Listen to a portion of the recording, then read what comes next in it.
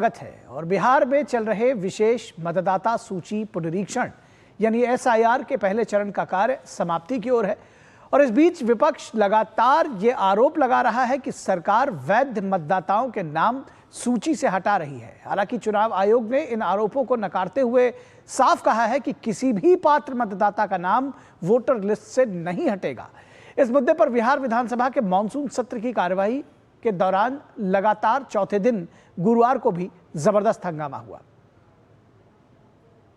बिहार में एसआईआर पर सियासत, विधानसभा में जमकर हुआ हंगामा, चुनाव आयोग ने आरोपों को किया खारिज। बिहार में मतदाता गहन पुनरीक्षण का काम जारी है। इसे लेकर विपक्ष लगातार राजनीति कर रहा है। इस मामले में विपक्ष के विरोध के कारण जहां संसद भी 3 दिनों से बाधित है, वहीं बिहार विधानसभा में विपक्ष के हंगामे के कारण कामकाज लगातार बाधित है। गुरुवार को जहां विपक्ष के नेताओं और कार्यकर्ताओं ने विधानसभा के बाहर हंगामा किया, वहीं नेता प्रतिपक्ष सहित अन्य विपक्षी विधायकों ने असेंबली के अंदर जमकर हंगामा किया और नौबत धक्का मुक्की तक पहुंच गई। हंगामे के कारण विधानसभा की कार्यवाही तो स्थगित हो गई, लेकिन आरोप प्रत्यारोप का दौर लगातार जारी है। अब बीजेपी के डिक्शनरी में हो गया कि ये भी अपशब्द है। ये क्या अपशब्द है?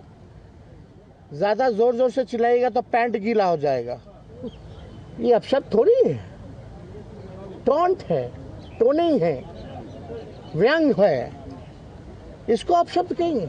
लेकिन अपशब्द तो हम सुन रहे थे वहां गाली, लेकिन फिर भी हमने रिएक्ट नहीं किया। सदन चलाने का जिम्मेवारी सरकार को है, विपक्ष को नहीं। और सरकार ये दोनों मुद्दे गुंडाराज और एसआईआर से भाग रहे हैं। चुनाव बहिष्कार करने का इनका सोची समझी रणनीति है।